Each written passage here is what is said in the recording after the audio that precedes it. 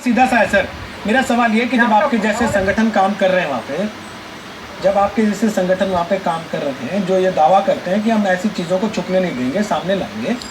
तब भी 8-8 दिन तक 10-10 दिन तक ये दंगा चल रहा है, इस तरीके की चीज़ें हो रही हैं और आपके बगल में बैठ के सोमनाथ बाबू कह रहे हैं कि झूठ है सर,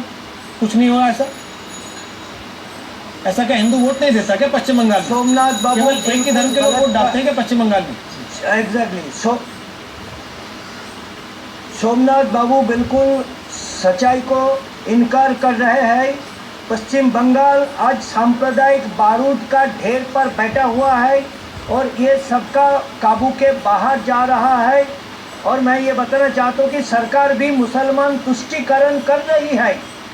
और इसीलिए इस बार जो लगातार 4 साल से बीरभूम में एक गांव में, कांगला पहाड़ी गांव में हिंदुओं को दुर्गा पूजा करने की अनुमति नहीं दे रही थी और ये शासन को शर्म पे झुक जानी चाहिए कि घर के अंदर भी दुर्गा पूजा करने के लिए बीरभूम का डीएम और एसपी रोक रहे थे, घर के अंदर भी पूजा करने नहीं दे रहे थे। और अंत तक हमको कलकत्ता हाईकोर्ट के दरवाजा खटखटा के और चीफ जस्टिस के और अदालत से परमिशन लेके हम हिंदू संगठन ने इस बार उन गांव के लोगों को उनके इतिहास में पहली बार दुर्गा पूजा करने का हमने अवसर दिया। लेकिन और एक बहुत महत्वपूर्ण बात मैं आपको सबको सामने रखना चाहता हूँ कि अभी मुझे ये सूचना जानकारी मिला है कि पश्चिम बंगाल सरकार, मैं तपन घोष और हिंदू संहति के और 2 कार्यकर्ता देवदत्त माझी और प्रसून मैत्र का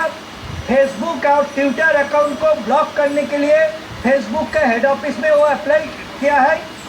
मतलब ये जो सोशल मीडिया के द्वारा हम जो हकीकत को, सच्चाई को लोगों को बता रहे हैं, अगर ये हकीकत को सबसे छिपा रहेगा, सबसे अंधेरे में रखा जाएगा तो दोबारा पश्चिम बंगाल देश विभाजन का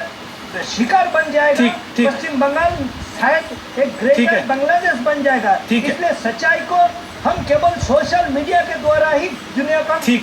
अगर उनको लगता है कि हम गलत काम कर रहे हैं तो हमें अरेस्ट करें, हम पर केस दर्ज करें, लेकिन ये हमारे दायित्व है कि दुनिया को बताना कि किस तरह बंगाल के गांव-गांव में आज सांप्रदायिक हिंसा हो रहा है।